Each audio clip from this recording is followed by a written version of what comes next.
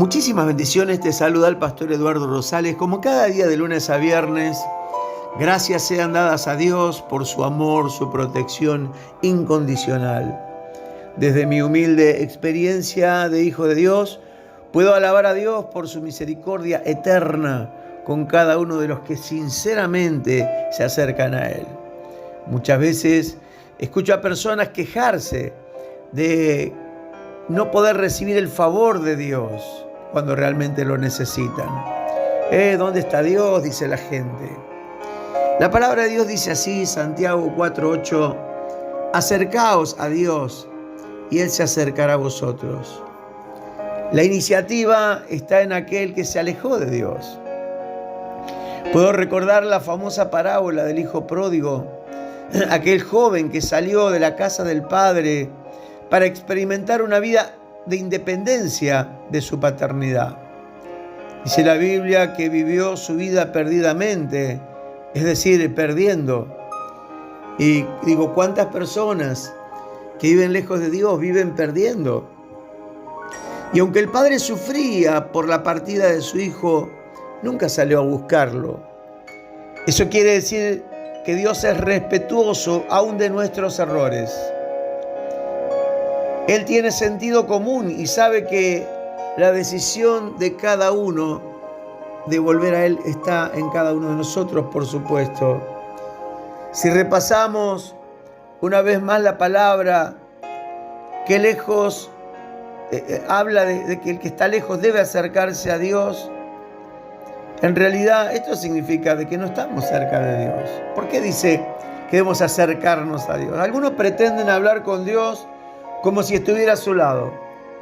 Claro, no va a obtener respuesta. Me ha tocado hablar con algunas autoridades para las que tuve que pedir audiencia, y llegado el día tuve que movilizarme hasta el lugar donde ellos están. Y una vez allí esperar que se me abra la puerta del despacho. Entonces, frente a la persona, pude hablar acerca de la razón y de la inquietud que me movilizó para hablar con ellos. Podría haber alzado la voz desde mi casa o el lugar donde estuviera pretendiendo que esa persona me escuche. De ninguna manera. No hubiera sucedido. Ahora, pastor, ¿Dios no está en todas partes? Sí, es verdad. Pero aún así necesitamos acercarnos a Él.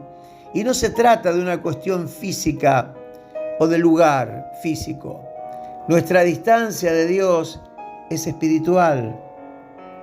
Por eso el mismo versículo que leímos acerca de acercarnos a Dios, recién en el libro de Santiago, nos da las coordenadas para llegar a Él.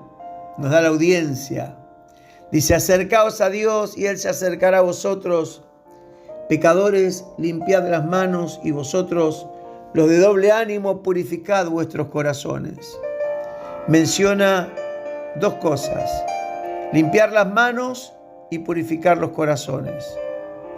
¿Cuál es el problema? Que la mayoría en realidad solo quiere el beneficio de parte de Dios, sin tener que dejar nada de lo que ha hecho ni de lo que tiene en su corazón. Te pido disculpas si no te resulto simpático al decirte que estas verdades, porque en realidad la verdad es que necesitamos ayuda, y tengo que decirte que es necesario cambiar el corazón y arrepentirnos de muchas de las cosas que hemos hecho para poder acercarnos a Dios. No quiero decirte lo que querés escuchar. En verdad, nunca lo vi, pero he escuchado que cuando alguien está ahogándose y el guardavidas se lanza en su salvación, en oportunidades tiene que golpear a la persona en crisis para desmayarlo, porque de lo contrario, en su desesperación, ahogaría a quien lo va a salvar también. Entonces, una buena tunda que lo atonte, lo deja dócil, y así puede ser salvado. Cualquiera podría decir, ¿cómo lo va a golpear así? Bueno, es parte del operativo de salvación. Por eso te pido disculpas si te golpeo y te desagrada. Es que en realidad tu salvación es lo más importante.